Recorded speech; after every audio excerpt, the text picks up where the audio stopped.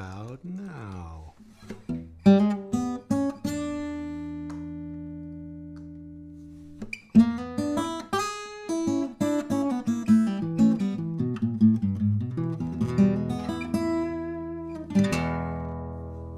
Okay, so it's not stuttery and it's not terrible. All right, fantastic. Yeah, there's no tab up yet because I should be on this screen. And I'll get the tab up in just a second. Thanks, though, because that's important also. As my old friend Ronnie used to say, let us know if the show gets too slick and professional. Hang on. Let's get the old tab up here. All right. Where is the old tab? Hang on a second. We should have that up. Oh, I see where it happened. Give me a second. Tab is coming.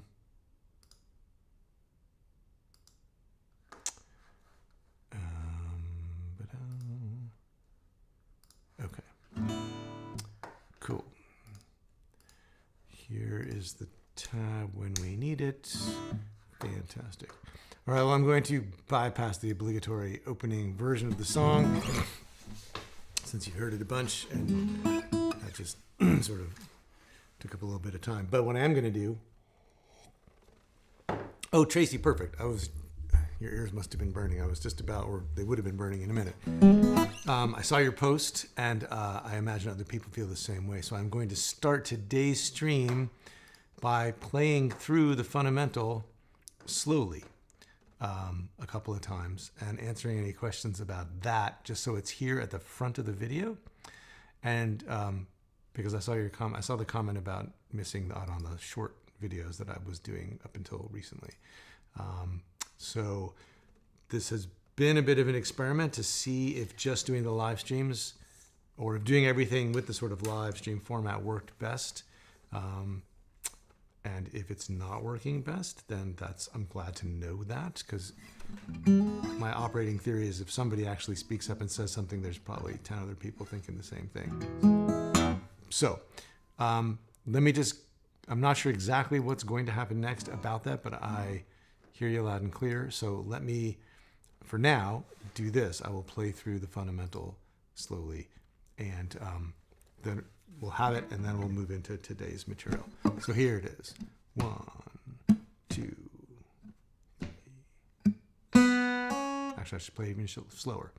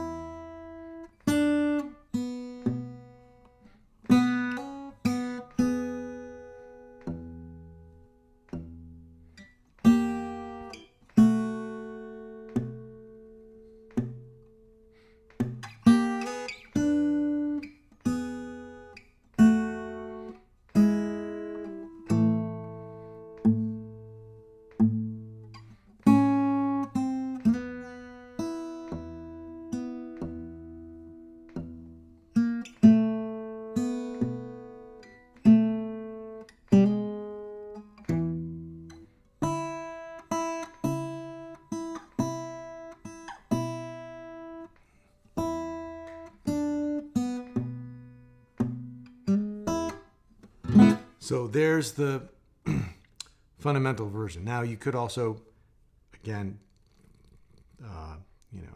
horizontal 3-step. You could break it down and play just the bass.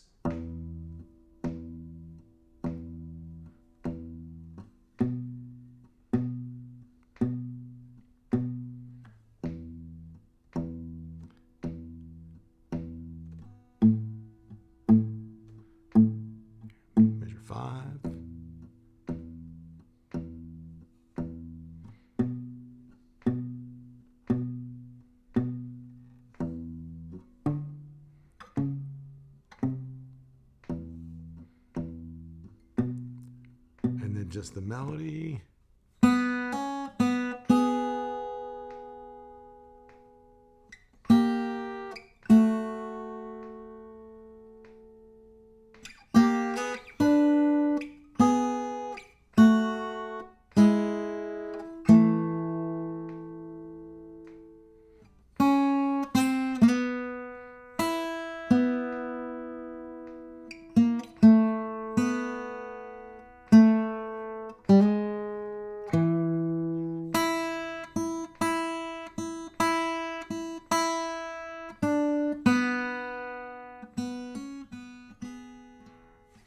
So that's just the melody. So you can, break it apart into those two parts and then put it back together. And then, of course, up to tempo, the whole thing.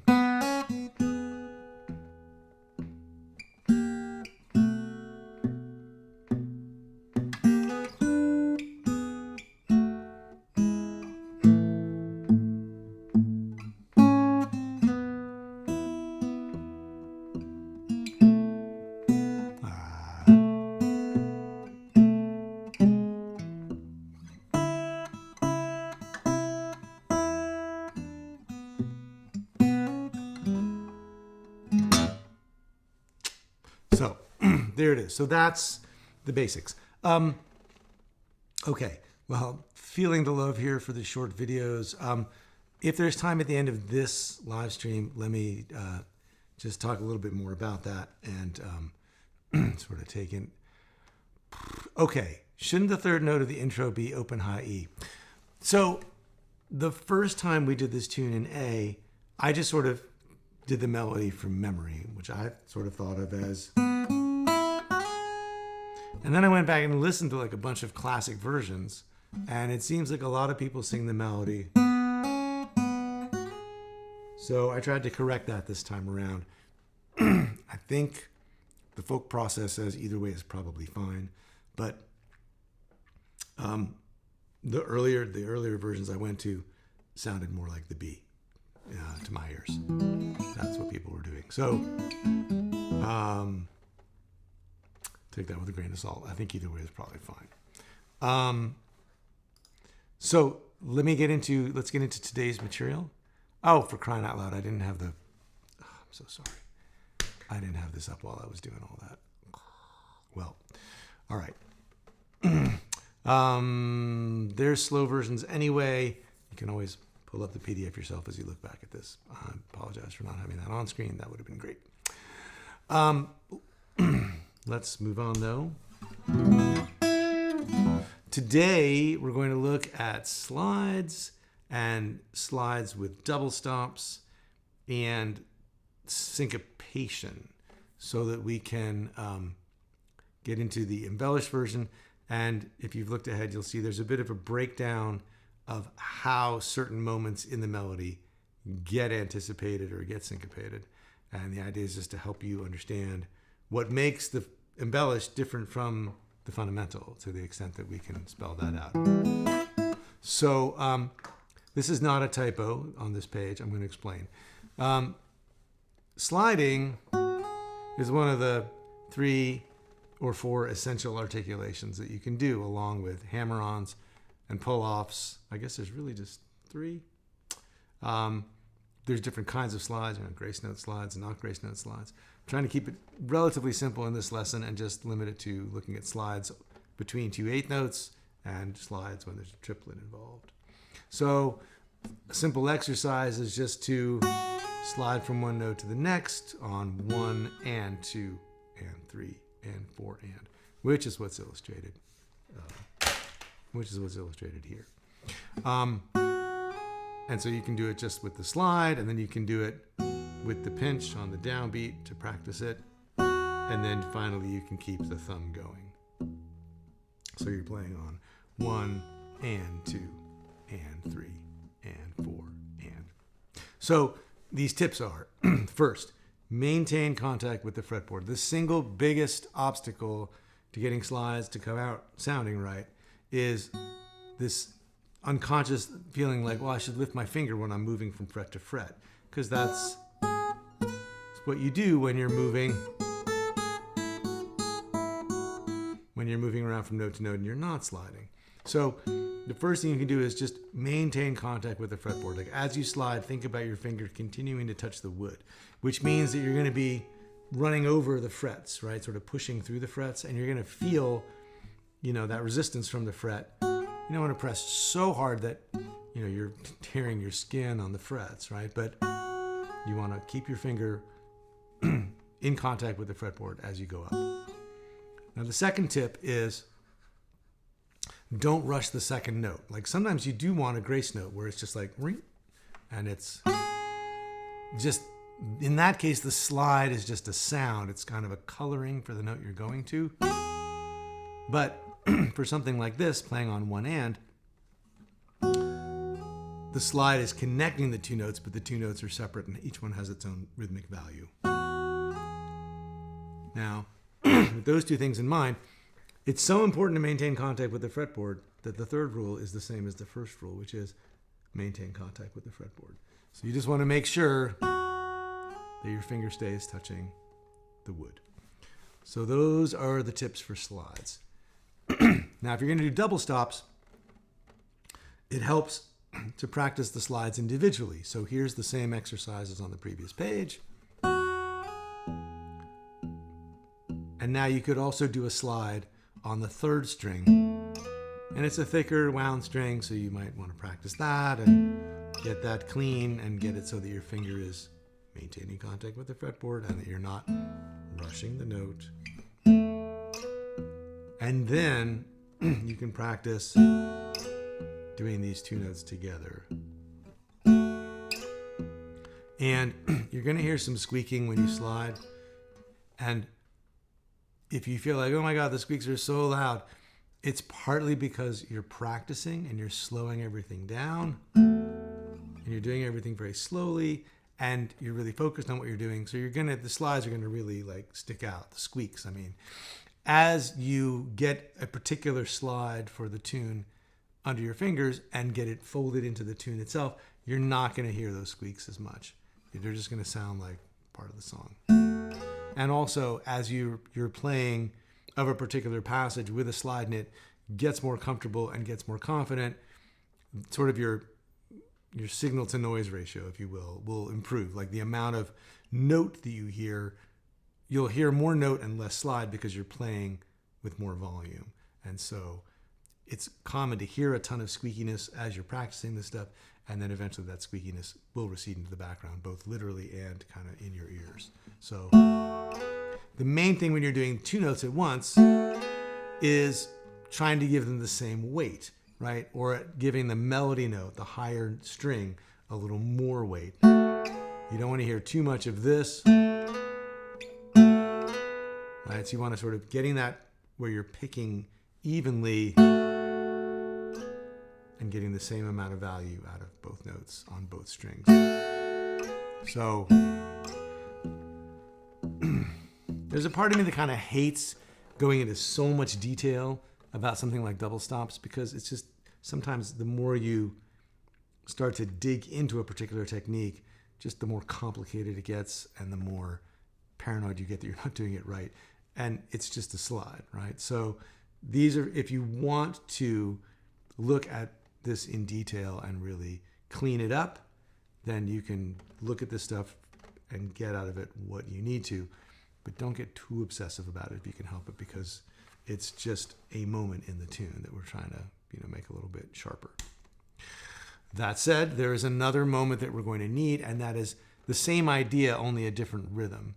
There's a moment in the arrangement where you're playing on 4 and a. So here we have 1 and 2 and 3 and 4 and a. And so this is just a way to isolate and learn that rhythm. 1 and 2 and 3 and 4 and 3. And then do the same thing on the third string. 1 and 2 and 3 and 4. And then putting the whole thing together. 1 and 2 and 3 and 4. So again, just some exercises. And then we can kind of see here, going to talk a little bit about syncopating the melody. So the original fundamental version is pretty unsyncopated, and you can see there's a lot of half notes, or dotted half notes and quarter notes, and not so many eighth notes. So for example, these first 4 bars, right on the beat, right on the beat, right on the beat. And here, actually, instead of sliding from the 2nd fret, we're sliding from the 3rd fret. And these are all on the beat. The second half is a little more syncopated, but it's still like, here's beat 1, 2, and.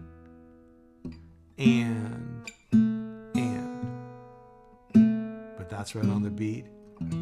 So I tried to keep it pretty squared off. Now, for our purposes, what makes things something more syncopated is basically having more notes that are on the ands. So things that fall in between the strong beats. So for instance, if we take these first 2 bars, then this is really starting right at the beginning of beat 1 without the pickup, bar 1 without the pickup. So we have, right? That's the beginning of the melody, the first phrase. And so to syncopate it in the embellished version, we're going to have a slide here. So we're going to turn it from 1 to 1 and 3. And then instead of coming down on beat 4 to beat 1, we're going to have an anticipation, meaning anticipation means it comes in half a beat early. We're anticipating beat 1 of this measure by coming in on the and of 4. So we've moved that phrase up, that particular note up by half a beat. So instead of having 1, 2, 3, 4, 1, we have 1, 2, 3, 4, and 1, 2, 3, 4. And I point these things out so that ultimately, as you are doing your own versions of a song sometime, if you're looking in the sheet music, which is where things are usually written out very squared off, very much on the beat, if you learn a melody, out of a piece of sheet music or a fake book or whatever, you can then look at it and start to do your own syncopations, your own anticipations, your own things to make it swing more. So the next case we have is these notes here in measures 3 and 4, where we have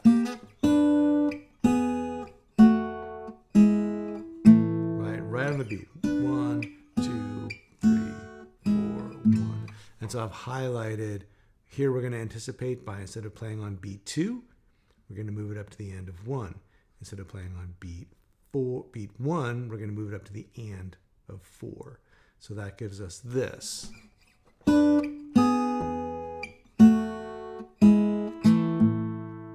And it's mostly like a finger challenge. Like, you got to get to the chord a little early over here. You got to get to the chord a little early with these guys. So,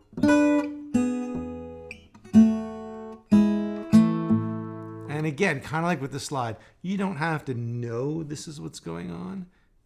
You can just look at the tab and count it out and play it. But if you're interested in why these things work, this is what you need to know. And I find it helpful to know why something's happening, because it helps me remember it. And that's really the main motivation here. I'm just like, if understanding it better helps you remember it better, then let's understand it better. If it makes it more confusing, then don't worry about it. Okay, and again, finally we have this. I mentioned this is already a little bit syncopated.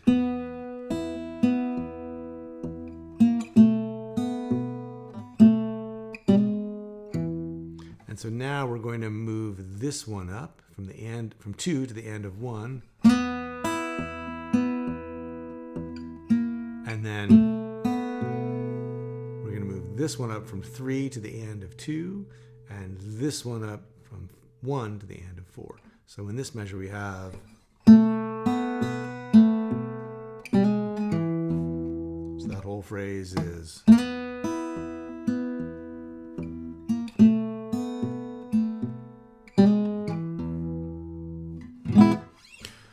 so from there we now can put these things into the embellished version, and we get this.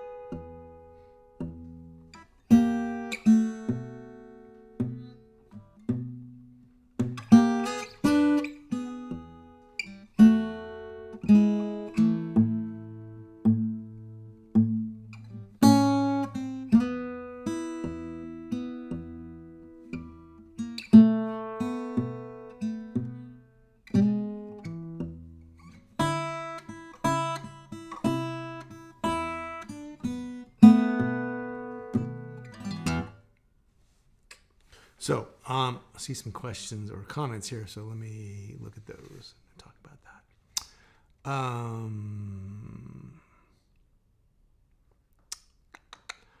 From Richard, I find it difficult to do the triplet slide in bar 2 and then get to the 7th fret for bar 3. Yeah, let's talk about that for a second. Yes, okay, and some comments from other folks too, Jim and Bill. Yeah, this is tricky. The main thing is that this last quarter note here on the B is a lie. You cannot hold that down for a full beat and still do this. So what's happening is you're playing 2, 3, 4, and 1. So you've got to let go. So you're here on a B7, right? So the good news is these fingers are only a fret away from where they need to be. So 1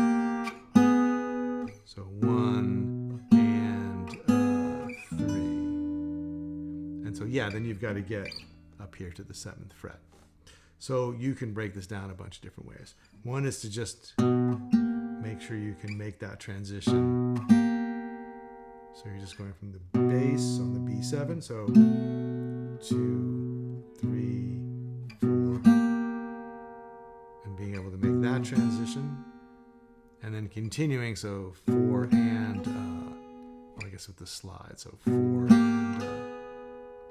and then the next thing is to be able to get from here to here accurately, while also getting the thumb, right? So there's a couple things happening there. We need to be able to get from here without even worrying about the beginning of beat 4, just like that's another thing we got to be able to do. So it's getting here with the left, with the fretting hand, and then getting to the bass to coordinate and get that pinch. So that's the other thing you got to be able to do. Pinch, right? Because you're doing this, and then you've got to get up 3 frets and coordinate that with thumb, index, and ring. So if you can do both of those things, that, or that, and then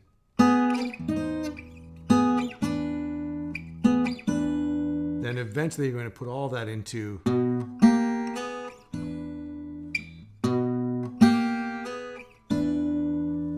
that would be the combination of things you need to do to put those two measures together.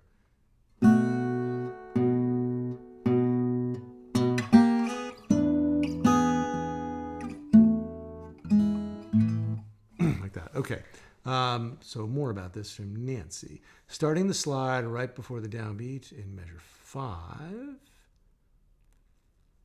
Oh yes. And doing the pinch with the end of the slide and the bass is challenging, like patting your stomach and head at the same time. Tips. Yes. Okay. So this is the other kind of slide, right? As opposed to 2 separate 8th notes.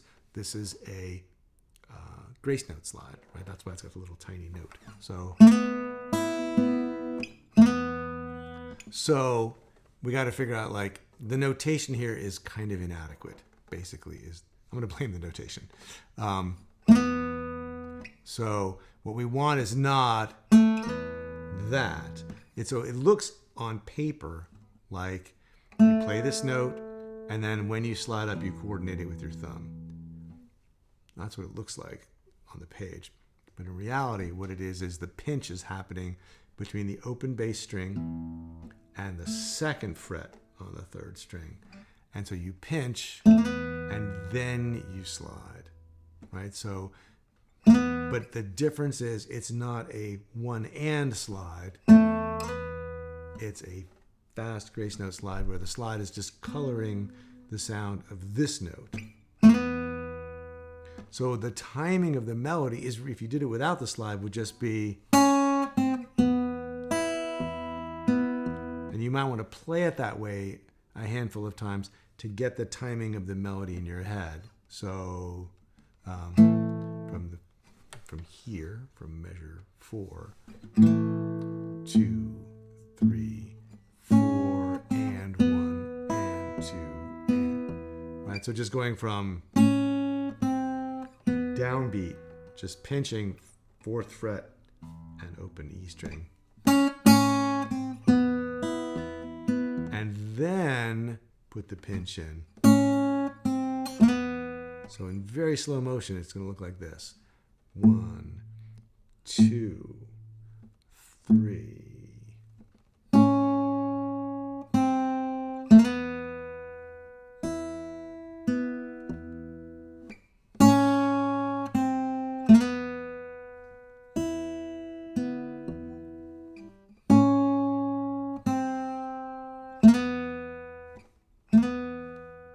Right? That's what's happening there. So excellent things to point out. Thank you. Those are some of the kind of bottlenecks or choke points in this arrangement, just where those things happen. So that's basically what's going on. I'll play through the whole Embellished a couple more times. And if there's no other questions, I'll do just a little preview of next week. Before I do that, here's from Valerie. I sometimes think it's helpful to listen to it a bunch of times, then play along with the video so you don't have to calculate every move, but can hear it as you play, but perhaps too sloppy. No, I think that's an excellent big picture way to do it, right? Because if you're playing along, it's forcing you to play in time. To me, one of the biggest snags when you're practicing is that if you're not playing with a time source, like playing along with a record or playing along with this video or playing along with a metronome or drum machine or whatever, you often don't even know that you're stopping for your own mistakes. And if you hear the music you're playing to continue going, then you know you've dropped a beat, right? Or you've fallen behind or whatever it is. But when you catch those mistakes, it is good to go back and actually make sure you're playing everything right, like getting all the right notes and not dropping the bass and all of that. So I would say playing along is an excellent piece of the practice, as long as you match it with something that involves being able to diagnose and fix whatever mistakes you're still making. So I always come back to, like, if you can make just a phone video or a phone recording of yourself doing the practice, then you can step outside of your own playing and watch it and listen to it and check it with the tab, and then just see if you're playing in time or not. And if you do that along with a metronome, then even better, because you can listen back to your recording and you can hear the metronome clicking along, and so you can hear if you're in time or not and all that. So I think playing along is an excellent idea, because also think about it. That's a way that you might have learned to play as part of like just a musical environment, right? Like, I mean, I've always sort of, when I started going to bluegrass jams, there would always be like a circle of people playing, like, at the campfire, the parking lot, or wherever it was.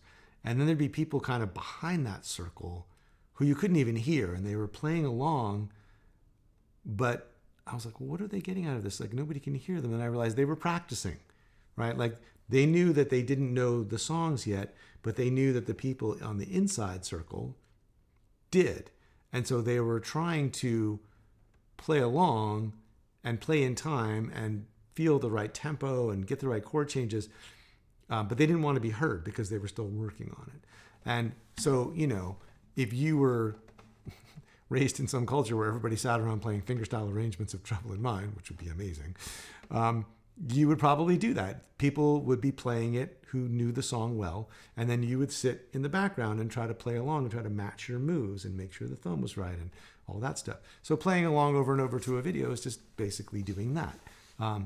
So I think that makes sense. Blake, can you talk about the subtle change in the turnaround in the embellishment? Yeah, let me just make sure I know exactly what the difference is between the embellished and I think it's only one little triplet. Let me make sure.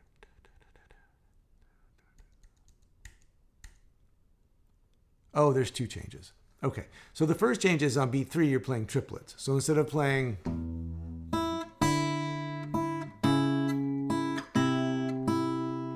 you are instead playing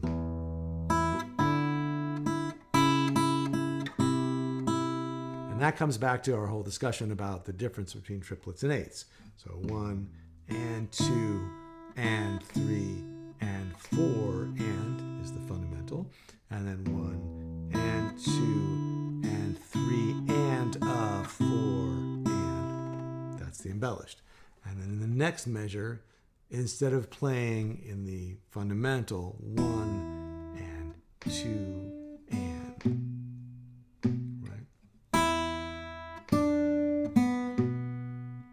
that's a quarter note, and then 2 eighth notes. 1, 2, and. Instead, in the embellished version, we have 4 eighth notes, including an anticipation of the B7. So we have 1 and 2 and. So we're grabbing the B and the A, which are the root and the flat 7 of B7, on the and of 2 before the thumb comes in with the B7 on beat 3. So and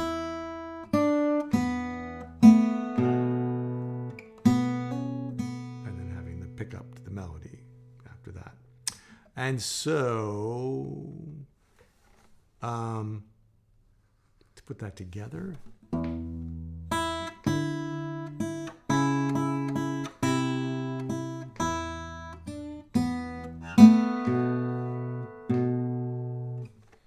so that's the difference. And then I just remember there is one more thing we're going to talk about today, which are these turnarounds. So speaking of turnarounds, thank you, Blake, for that segue. I wrote out 3 additional turnarounds that you can put in. And these all go in the same place in bars 7 and 8. Right? They go right here. The E transitioning back up to the B. So here is turnaround number 1.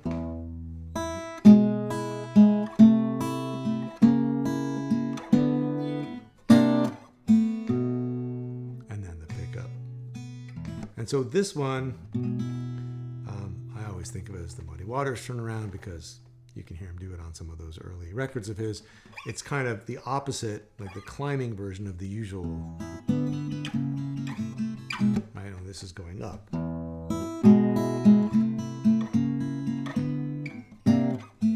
And what we're doing is playing triplets, and we're taking this E7 shape with the 5th and the 3rd, and then pinching, then going to the high string, and then coming back to the 3rd string just with the index finger.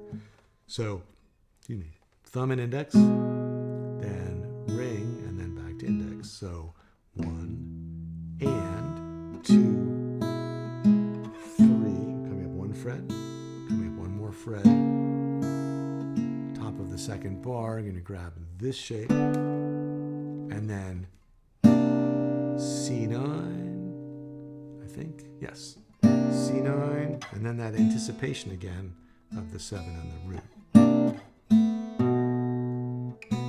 So that whole thing sounds like this.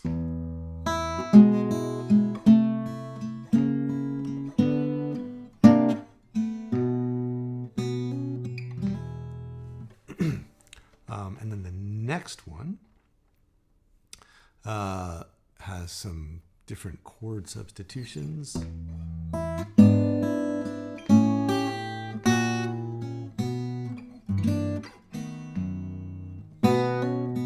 And so the bass is going up.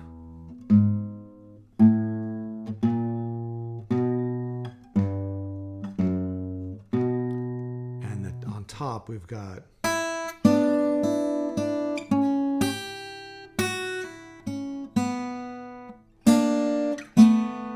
so a combination of sort of chordal things and then lick things with some triplet feel. And so when you put those together,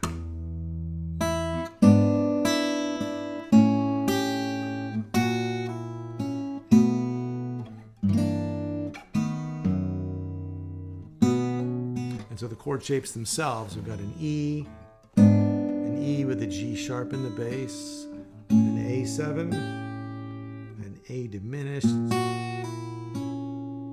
then back to E, then C7, but with the G in the bass, the fifth in the bass, and then B7 with F sharp, the fifth in the bass, and then back around. So there's that one. And then the last one,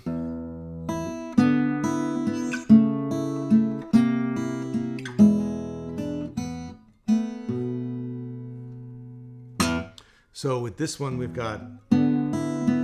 starting up at the top of this chord shape now. Here's, again, with the triplet feel. And now here we're going to an A with a C sharp in the bass. So instead of just sliding down, the bass is going down like this, but the melody's going. So that's kind of like this weird crossing over thing. And in between, like every beat 3, 2, 3, and 4 in the first measure is doing the same triplet thing. It's a pinch, high string, third string, pinch.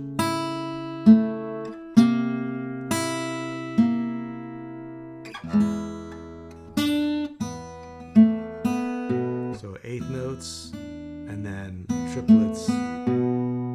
So here we've got E7, basically, A, C7, and then E. So if you can imagine,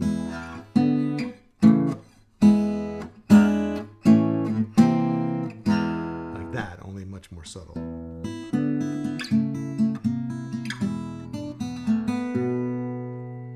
So that's the third one. So if you drop that third one, say, into the tune, you'd be coming from here, I don't know, like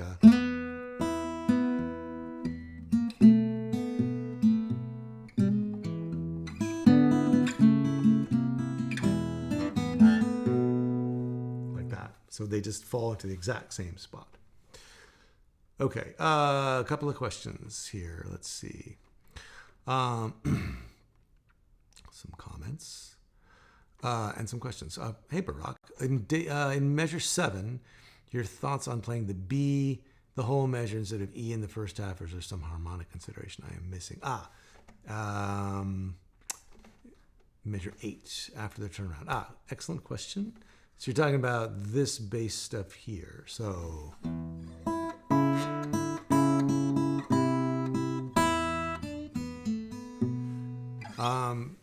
yes. So the idea is, without the turnaround, I mean, the turnaround is really like a variation on E, and then you don't really end up going to the B until beat 3. So the idea is, I mean, if you were just playing like electric blues,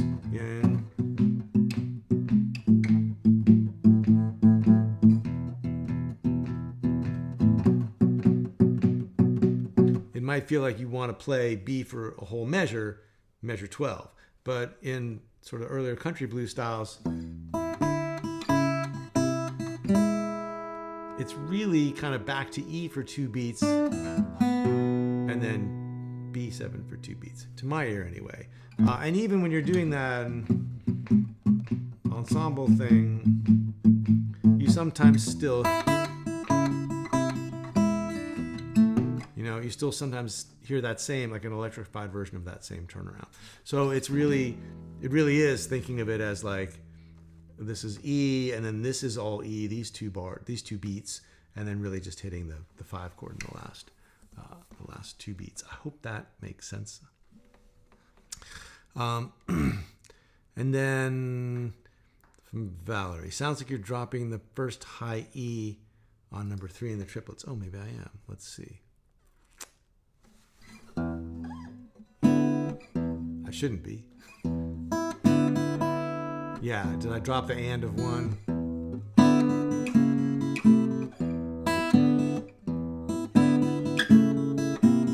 I think I forgot to play them as triplets. I think I forgot to play them as pinches too. I think I played them, but I wrote them as. These are a very close cousin to these ones up here. Number 1 and 3 are closely related. You could play version 1 like this. You could play version 3 like this, right? I mean, you could go up here and go.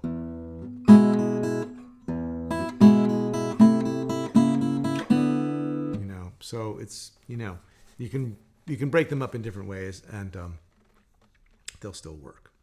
Hope that makes sense. Yeah, I mean, you can definitely play. You can, the thing that I always come back to is what I used to tell in our family. This was referred to as a "when I was a kid" story. Like I would warn my kids about, I'm about to tell a when I was a kid story, and they'd groan and roll their eyes like they were supposed to. But basically, when I was a kid and learning stuff off of records, most of the stuff I wanted to learn, there was no notation or tab. So I would just, and usually like I was trying to learn something that you would hear someone play over and over, right? Like you'd hear them play a particular like turnaround multiple times during the song. Or during the intro, you'd hear them strumming, and they would be strumming through like 3 or 4 chords a couple of different times. And I think most of us who learned in that period of time basically took like an average of what we could get, right? Like, and I was only aware of this when I started teaching people like I remember like a kid coming over to my house for a guitar lesson in the late 80s, and he had like some, metal band like that had like the sensitive picked introduction before the band goes, and it was obviously just somebody kind of arpeggiating a D chord. I don't remember what song it was, but it was that kind of thing. And they did it. It was a 2-bar idea, and they played it through it 4 times on the record. And every time the guitar player played it a little differently. And so they had transcribed each one of them a little bit differently.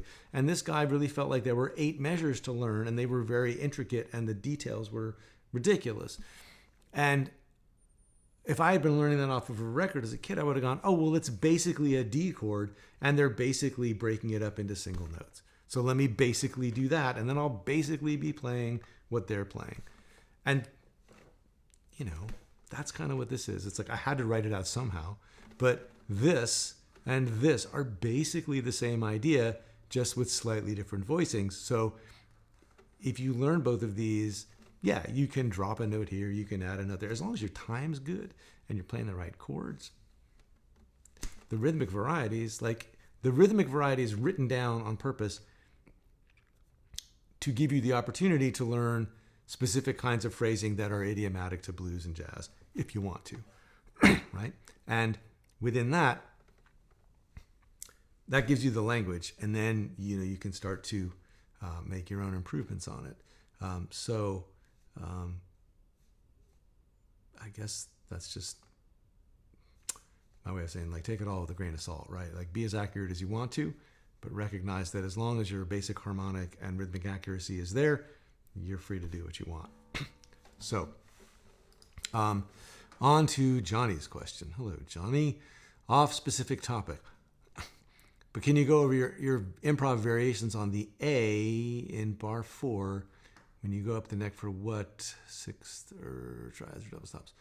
Are you talking about some specific variations that are written out from last month, or just what would I do in bar 4 for A? Because I'm happy to talk about that. But if you had a specific thing that I had already done or written out that you had a question about, I wanted to know that before I go off on some big tangent. And yeah, Valerie, I agree. It does sound cool to mess with, whether or not this note is here, etc.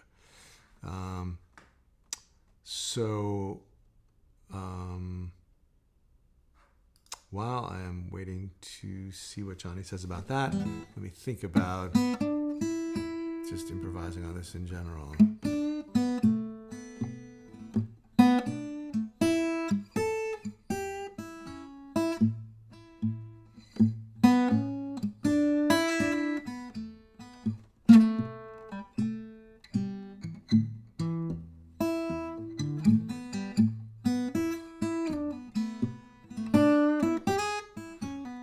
Okay, when I play the tune, what I do when I'm improvising, specifically over the 4 chord.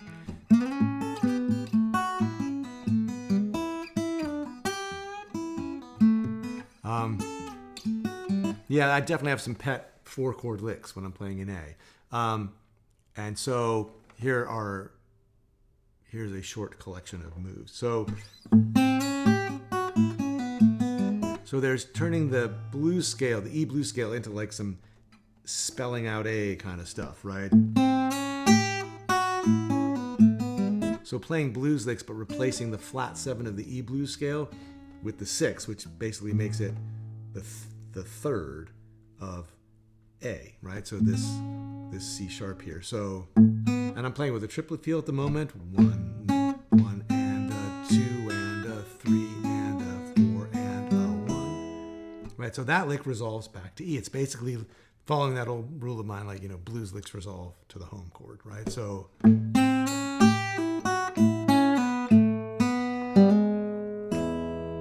right? So you can do that just with 8 notes. Right, so there's that bit of the vocabulary. You could, start from an A, because it's the root. Or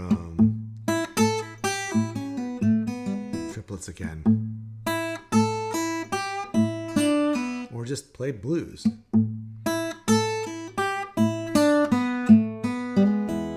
there's all that. And then I also will maybe come up, or right, so this sort of like the high root A chord, that's a more sort of like folky or folk or acoustic blues kind of thing, like to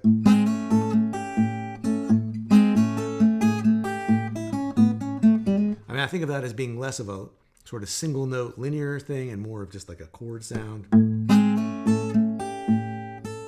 So 1 and a 2 and a 3 and 4 and that's again triplets and syncopation. And then there's also sort of that Delta blues thing of 1, 2 and 3 and 4 and right, that chromatic thing from root down to flat 7. Or there's a lick from that, oh my gosh, from that Richard Saslow book I'm always talking about, The Art of Ragtime Guitar. He has a tune in there called Blues in A. And I just remember this one lick. He's playing in A, and he uses this lick on A, and then he brings it up and uses it on D. But this,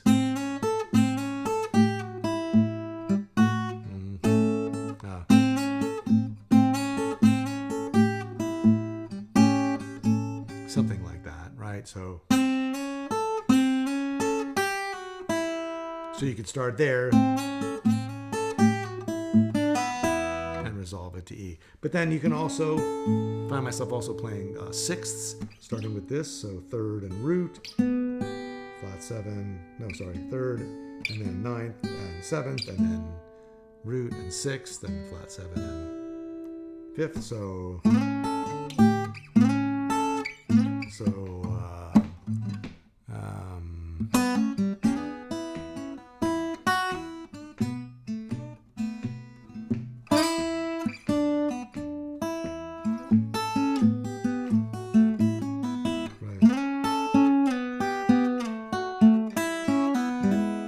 so that's kind of triplety also. 1 and 2 and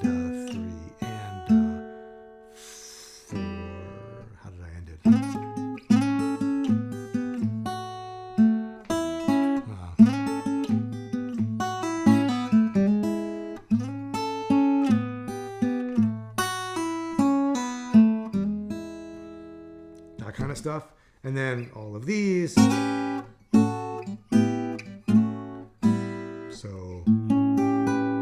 third, flat 7 and 9, third, 6th and root, 9, 5th and flat 7, root, 3rd and 6th, flat 7, 9, 5th. So, and then this one too. So 9, 3rd and 7, and then back down. So you can use this voicing, or you can use this one. They're both good. So.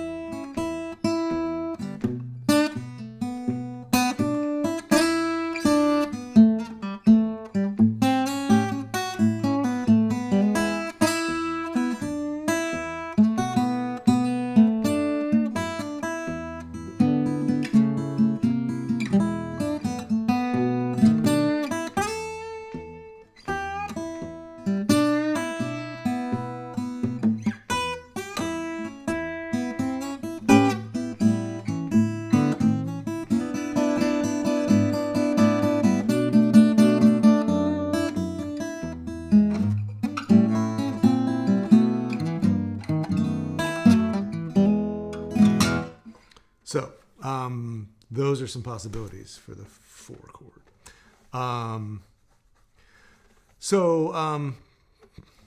Great. I'm glad that came up because that's a good detail to have gotten into. Okay, so next week we will look at, let's see, we did the turnaround. So next week we're going to look at the chord substitutions version.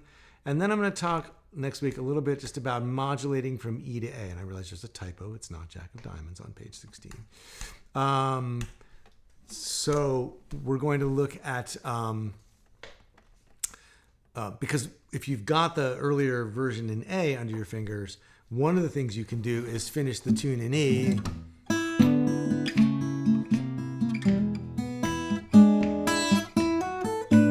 And move it to the key of A.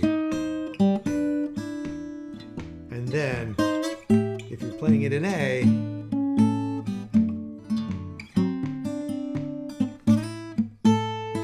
when you're done with that,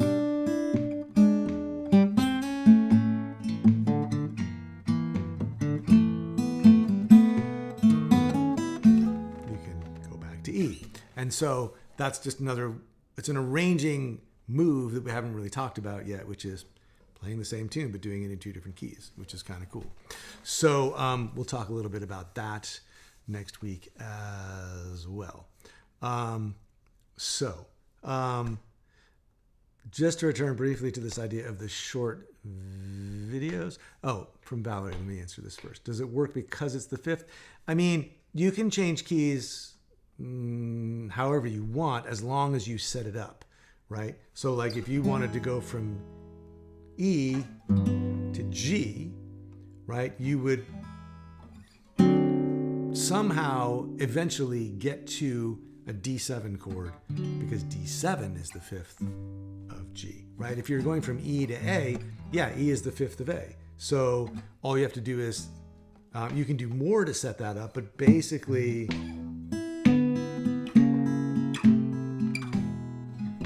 or maybe even a E7 with an augmented or a flat 13. So when you're going from A back to E, you don't have that same relationship, so you have to figure out a way to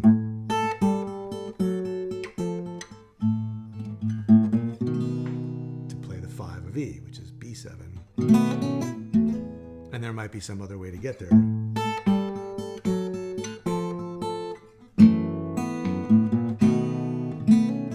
But we'll get into more of that next week because I want to explain it in more detail. But that's the short version. So as far as speaking of short, see how I did that?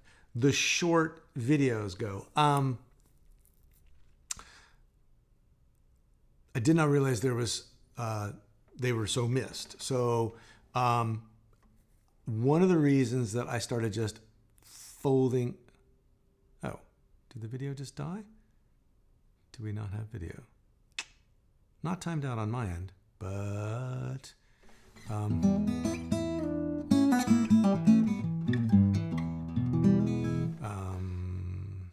everything seems to still be working. Let me know if you good. Okay. All right. One of the reasons that I switched to doing, okay, great. Sounds like we're still on track as far as video. One of the reasons that I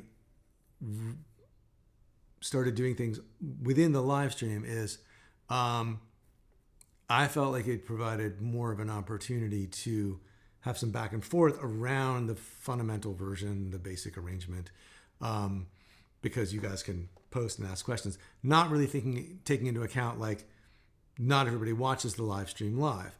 I do recognize that having the basic version of the tune buried in an hour-long stream is pretty awkward, and I sort of imagined extracting that and reposting it somewhere after the live stream, but that is not something I have organized myself around doing. Even though I've talked with a couple of people here about who volunteered to work on that, I haven't actually made that happen yet. The only oh, that's interesting. I'll get back to that in a second. I cannot promise that the short videos will resume immediately, but I will say I hear you loud and clear, and it sounds like they're valuable to people. And so I will look at how to reintegrate that into what we do.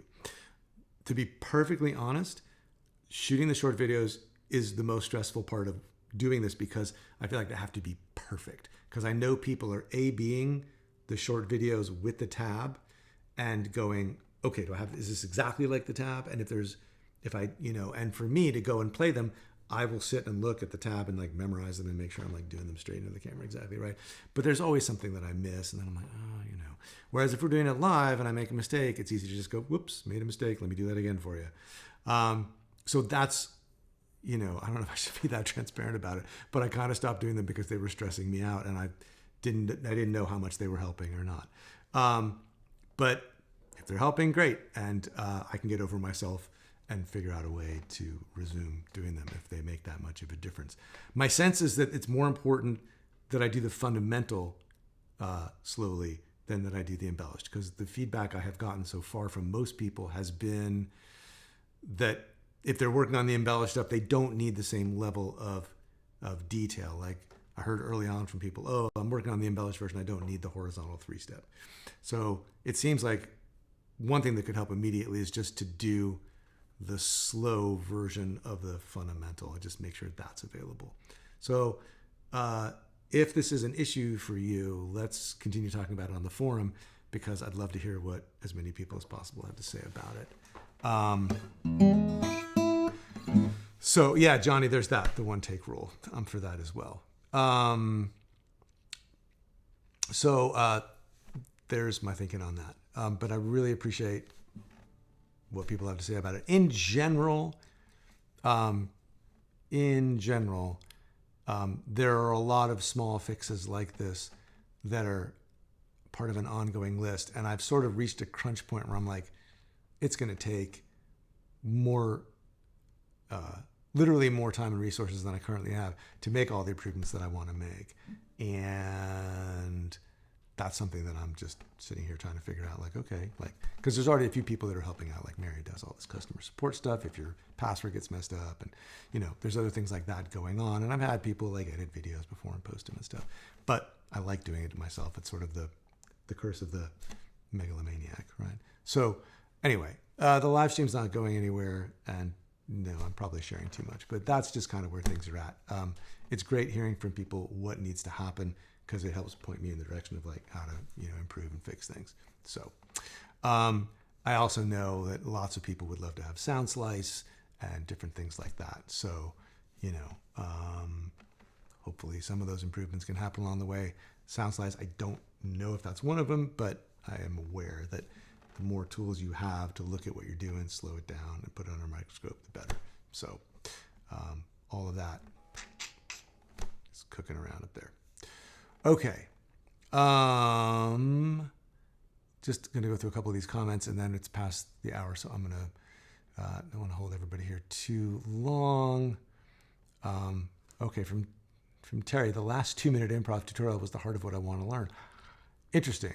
And okay, that's good to know. All right. Well, these are just various people's reflections on live stream versus everything else. So thanks for those thoughts. I will read through this in more detail. Thanks for being here, everybody. Next week we'll finish off the embellished tune, and then with the modulations and chord subs, and then next month we will get into the arrangement so we can wrap up this tune and move on. All right. Thanks, everybody.